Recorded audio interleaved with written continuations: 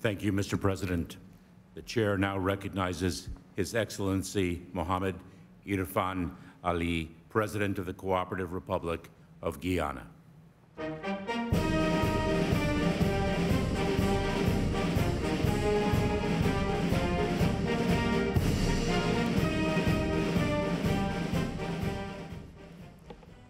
Chair, Excellencies, distinguished ladies and gentlemen. In addressing the theme of the conference, Building a Sustainable, Resilient, and Equitable Future, we must examine the important pillars for us to achieve these noble objectives. Issues of democracy, equity, good governance, fairness, justice, race relations, security, and partnership. In addressing these issues, we must have a realistic analysis of the current state of affairs in the Americas. In achieving sustainability, resilience, and equity, I wish to examine the following indicators. Food security. In 2019, 7.4% of the population in LAC countries lived in hunger. This is 47.7 million people. The situation is getting worse. Over the last 5 years, with an increase of 13.2 million people undernourished.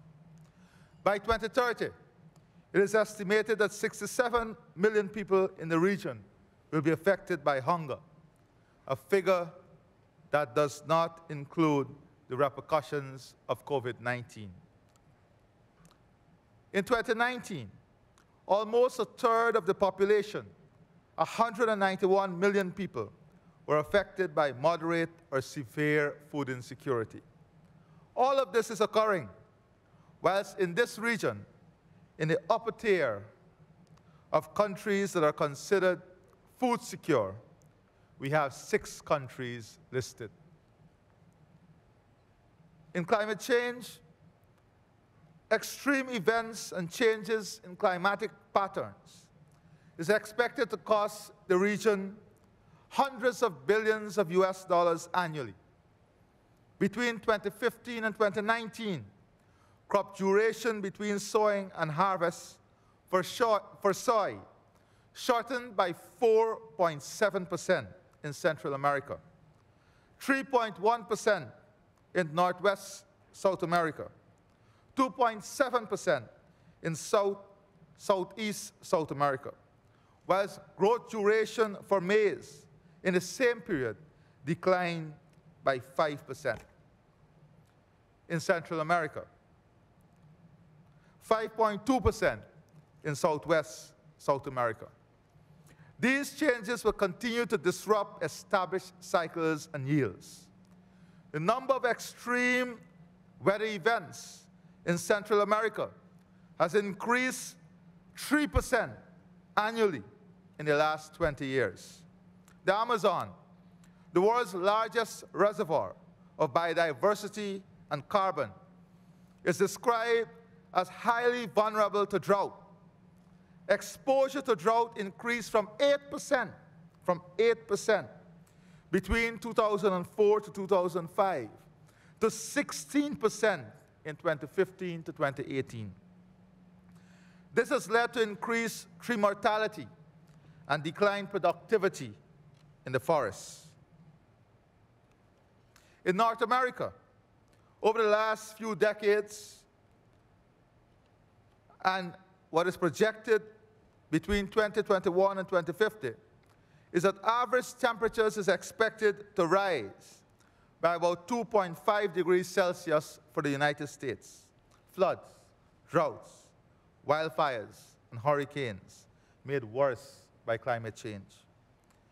It is expected that this will cost the US federal budget about US $2 trillion each year, a 7.1% loss in annual revenue.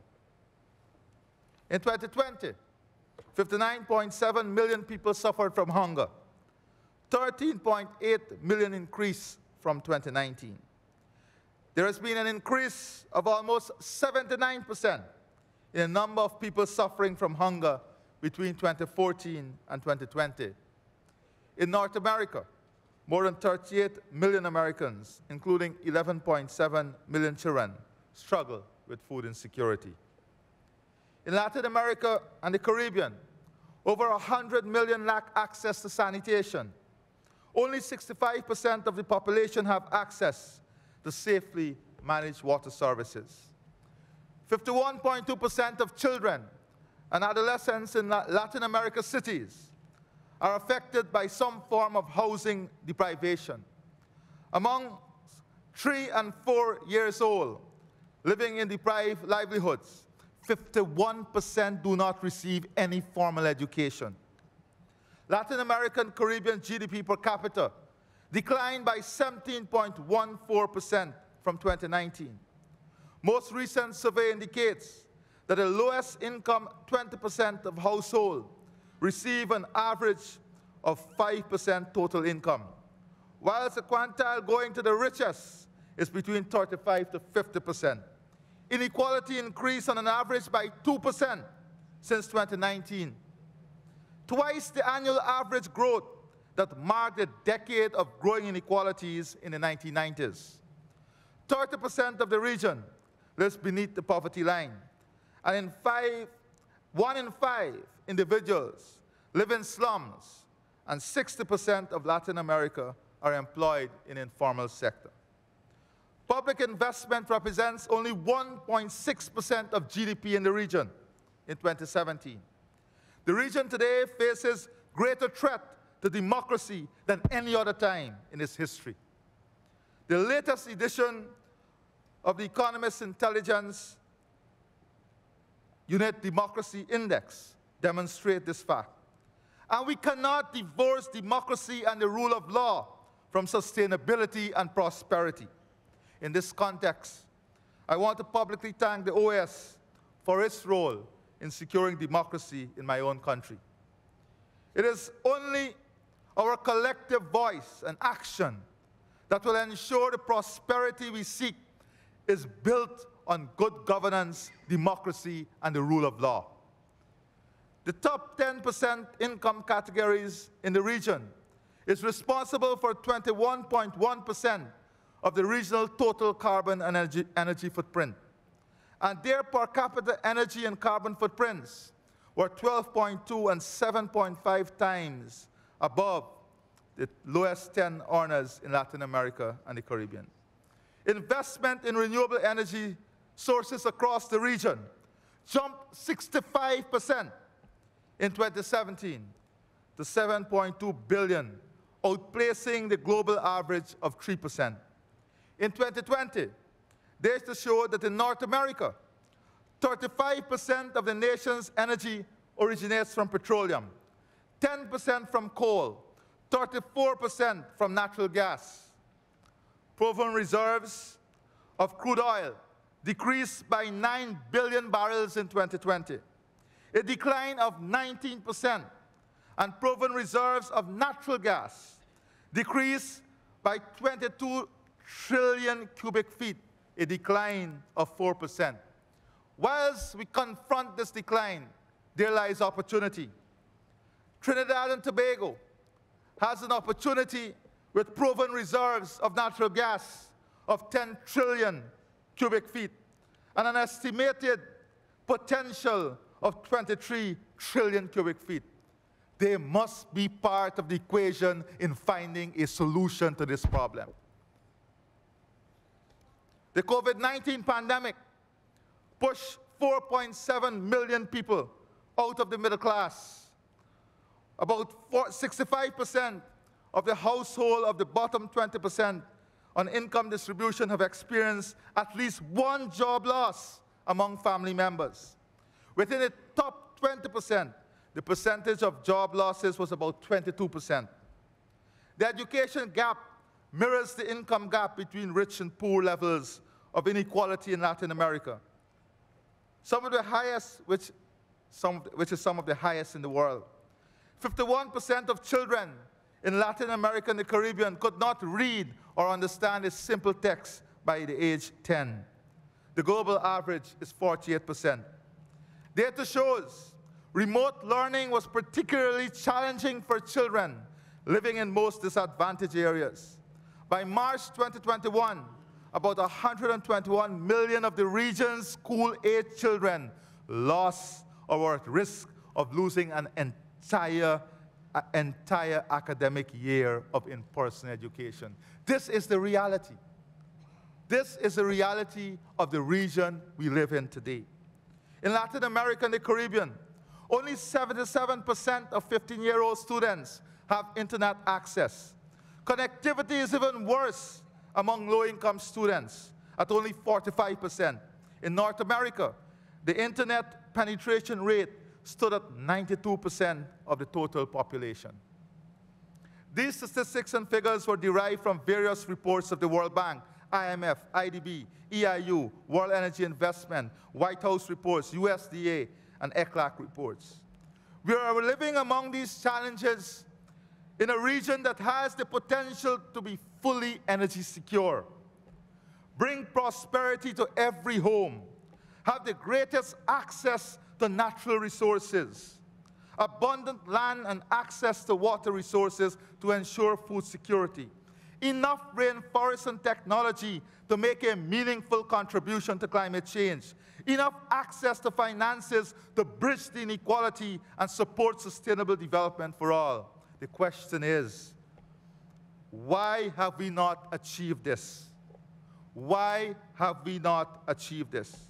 It points to systemic issues, and we must be able to have a frank conversation on resolving these systemic problems. Not a political and ideological conversation, but a fact-based conversation aimed at uplifting the people of this region to a position of prosperity.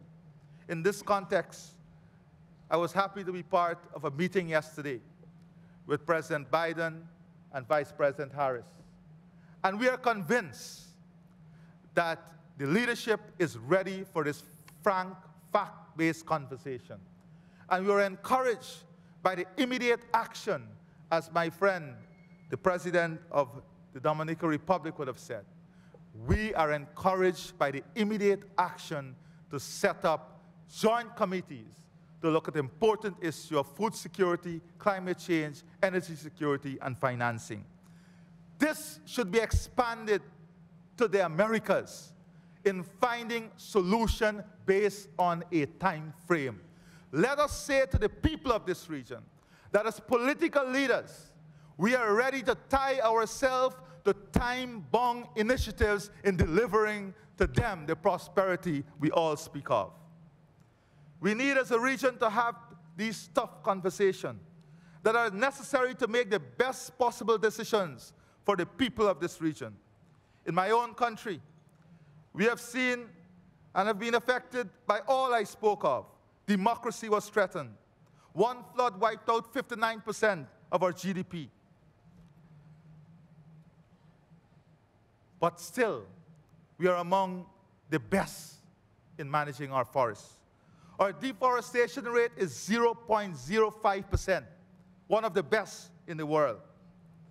Whilst all of this is occurring, we have standing forests the size of England, storing 19.5 gigatons of carbon. We have 11 billion barrels of proven oil reserves as I speak. And an assessment of gas reserve is on the way. However, as our economy is projected to double in size in 2 years, and as we are projected to be the fastest growing economy, we understand that we are not alone in this world and this region. And the prosperity that we seek to achieve cannot be done alone. We belong to the family of humanity, and we are ready to make our contribution to that family of humanity. We cannot be reckless, and we will not be irresponsible in managing these resources in the interests of the world and in the interests of this region.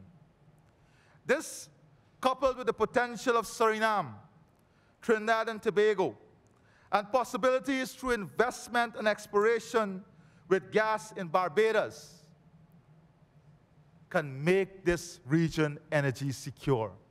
let us get together and have a conversation that defines a pathway to energy security for this region. We have the potential, and we must use every available tool, all the asset that is available to us to reach that potential, and we can do it if we commit ourselves to doing that.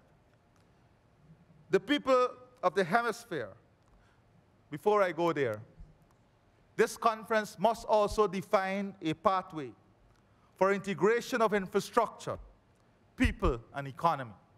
It is important that we have that conversation on how we're going to integrate our people, our economy, and infrastructure. In Guyana, in the last 3 years alone, we have welcomed migrants from Venezuela, 5% the size of our total population. 5% the size of our total population. We are taking our responsibility seriously, being part of the family of humanity. The people of the hemisphere expects this conference to point to solutions and an action-oriented agenda at addressing all these issues that would give them a better future, that would give them an equitable stake in sustainable social, political, and economic environment. I close by asking a few questions. Can we achieve sustainability without democracy? Can we achieve prosperity with growing inequality? Can we achieve resilience with negligence? Can we achieve climate security without income and economic security? Can we achieve energy security without exploration of our natural assets? Can we achieve and maintain this hemisphere as a zone of peace without dialogue and conversation? If the answer to these questions consciously is no, then we have a broken system that needs to be fixed. And I urge my colleagues for us to take collective responsibility in fixing the system. Collective responsibility.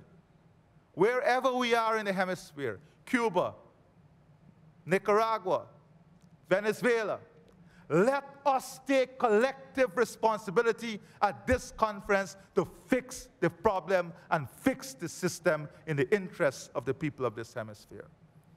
Let us forge ahead to unite the Americas, strengthen our relationship, forge in respect and good governance, so that when we reach again, we do so as a singular whole and create a winning formula and culture for all. I thank you, and God bless you.